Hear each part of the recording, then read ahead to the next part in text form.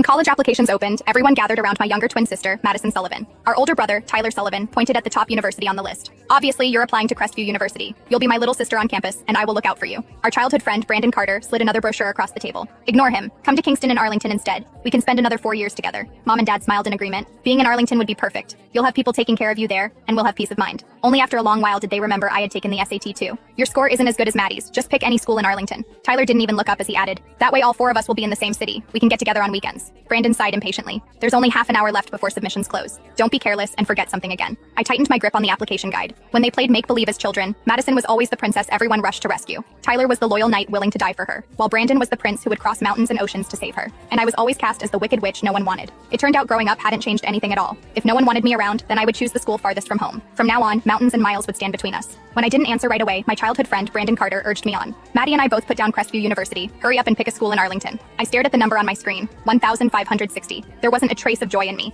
I'd outperformed myself on the SAT. My score was higher than every practice test I'd taken before. The 2 elite universities they'd just spent so long discussing, I qualified for both of them. I couldn't stop myself from asking, you always said Kingston University was your dream school. Are you really not going anymore? Brandon froze. Then he let out a scoff, as though the answer were obvious. What's the difference between Kingston and Crestview? The important thing is where Maddie wants to go. Brandon had told me countless times that Kingston University was the school of his dreams, and yet all it took was one sentence from Madison for him to give it up. Suddenly, even the last traces of attachment I still felt seemed laughable. Silently, I moved my cursor to the very top of the list. Then I typed into the search bar, South Coast University. It was a university on the southern edge of the country, more than 700 miles from home. Click, submit, confirm, just like that. After we'd finished submitting our applications, Mom and Dad each sent Madison and me a cash gift. The moment Madison opened hers, she wrapped herself around Mom's arm with a grin. I knew Mom loved me the most. Then, out of habit, she turned to me. How much did Dad send you? I opened the transfer notification and answered flatly, $200. Madison lit up instantly. Even so, she still put on the act of being the thoughtful little sister. Mom and Dad were probably worried you'd spend money recklessly, so they transferred the full $20,000 to me instead. If there's anything you want to buy later, just tell me. Mom reached over and tapped the tip of her nose affectionately. That money is your reward for scoring 1,480 on the SAT. Spend it however you want. Then she turned toward me.